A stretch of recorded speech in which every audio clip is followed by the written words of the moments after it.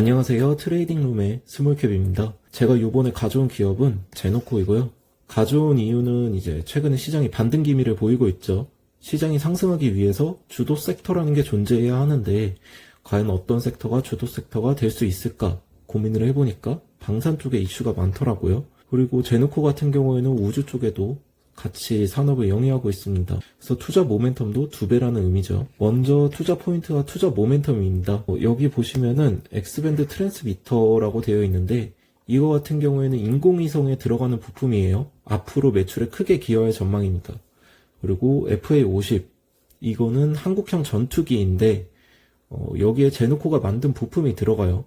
자세한 내용은 이제 뒤에서 살펴볼 거고, 여기 우주 쪽 이슈죠. 6월 15일 그리고 8월 2일 그리고 하반기 계속해서 연달아서 있어요. 올해에 유독 그 우주산업 관련 이슈가 많습니다. 그리고 시가총액 같은 경우에는 2,500억대 중소형주고 피어그룹 대비하면 파워 41이 조금 비싸 보일 수 있겠지만 제노코 같은 경우에 작년에 30%가 넘게 성장을 했어요. 매출액 기준으로. 그래서 피어그룹이랑 비교하면은 그렇게 비싸다고 볼 수는 없죠. 그리고 주주 현황 보시면 여기 독특한 게 하나 보이실 거예요. 영어로 된 게 보이시는데 이 사람은 이제 최대 주주 친인척입니다. 외국계 자금으로 오해하시면 안 돼요. 다음으로는 기업 개요입니다. 제노코 같은 경우에는 작년 3월에 상장을 했어요. 그래서 이제 막 1년 넘었으니까 보호해수 물량은 다 풀리고 엑시트할 자금은 다 엑시트를 한 시점이죠. 바로 밑에 여기는 이제 사업부 소개인데 제노코가 회사 규모는 작은데 이제 사업부가 5개나 돼요. 전부 보실 필요는 없고 여기서 딱 2개 사업부가 중요합니다. 바로 항공전자 그리고 위성 탑재체 부분, 이렇게 2가지가 아주 중요해요. 그리고 여기 밑에서 보시면은 제가 방금 전에 위성 탑재체가 중요하다고 했잖아요. 근데 위성 탑재체 보면은 거의 보이지 않죠. 여기 거의 보이지 않는 게 위성 탑재체 부분이에요. 그런데 앞으로 이제 제노코 주력 사업부가 될 예정입니다. 그리고 뭐 나머지 부분 여기는 기업 개요인데 한번 쓱 읽어보시면 돼요. 네, 다음으로 산업 분석 우주 쪽입니다. 여기 페이지를 그냥 전체를 통틀어서 한 줄 요약하면은 우주 산업 발전은 다른 산업 발전에 도움을 줄 정도로 중요하고요. 그리고 블루오션 시장이다. 얼마 남지 않은 이게 키포인트고, 그래서 요번에 새로 출범한 정부도 우주 산업에 공을 들이고 있습니다. 여기서 요 빨간색 글씨는 꼭 기억을 해두셔야 해요. 여러분, 이제 로켓을 우주로 쐈는데 기기 결함이 발견이 됐어요. 수리할 수 있을까요? 못하죠. 그래서 검증된 업체를 주로 선택합니다. 이거를 여기서 말하는 스페이스 헤리티지라고 불러요. 이건 마치 한국에서 신입을 안 뽑고 경력직 위주로 뽑는 거랑 비슷하다고 보면 되겠죠. 하물며 뭐 우주산업은 오죽하겠어요. 한 번 쏠 때마다 최소 수백억씩 비용이 소모가 되는데 당연히 검증된 업체 위주로 선택을 받겠죠. 그래서 이 스페이스 헤리티지 보유 업체가 되는 게 중요하고, 제노코 같은 경우에는 그게 있습니다. 다음으로는 요거 이미지들은 한번 쓱 보시면 되고요. 다음으로는 이제 방산산업입니다.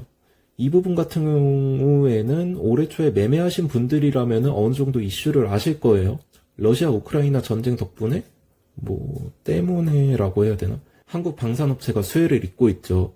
여기 내용을 한 줄 요약하자면은 러시아 우크라이나 전쟁 덕분에 한국 방산업체 수주 잔고가 쌓여가고 있다. 네, 이렇게 보시면 되고요.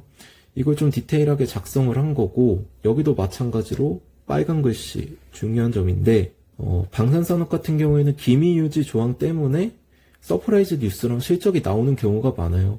이게 주식 분석하는 입장, 그리고 밸류에이션 한다고 치면은 참 난감해지는데, 요즘처럼 이제 방산 시장이 너무 좋으면은 오히려 투자자가 행복 회로를 굴릴 수 있는 요인 중에 하나가 됩니다. 이거는 주가 상승이 용이하다는 얘기겠죠. 산업 분석은 이 정도고요. 다음으로는 이제 투자 포인트입니다. 투자 포인트 1번 같은 경우에는 제가 아까 X밴드 트랜스미터 말씀드렸죠. 이게 용도가 위성 안에 탑재가 돼가지고 지상으로 초고속 데이터를 전송하는 부품이에요. 근데 이게 전송 속도가 중요하거든요. 제노코가 세계 탑티어입니다. 월클이죠. 그리고 이게 위성 하나당 보통 3개 정도 탑재가 돼요. 이 부분입니다. 그리고 대당 20억. 근데 한국이 2030년까지 69개의 위성을 우주로 보낼 거거든요. 그리고 IR 쪽에 질문을 해보니까 보수적으로 위성 69개 중에 60% 정도는 자사 제품을 사용할 거래요. 자, 이거를 계산을 해보면은 얼추 요 부분에서만 2,400억이 찍힙니다. 근데 이거를 뭐 올해 한 번에 이제 매출이 2,400억이 찍히는 게 아니라 2030년까지 위성을 쏘아 보낸다고 했으니까 8년 나눠서 매출 인식을 하겠죠. 그러면 대략 뭐 8로 나눠보면은 1년에 300억 정도다. 그러면은 1년에 300억씩 찍힌다고 볼 수 있는 겁니다. 근데 작년에 제노코 매출이 456억이에요. 어느 정도 견적이 나오시나요?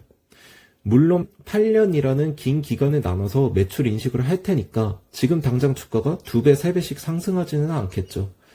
하지만 시간이 지날수록 주가의 이 부분이 확실하게 반영이 되겠죠. 다음으로는 한국방산산업 부분입니다. 항공전자 부문이죠. 제노코 같은 경우에는 한국 전투기 중에 일부 기종에 이제 혼선 방지기, 네, 요 기종입니다. 요 기종에 혼선 방지기를 납품 중이에요.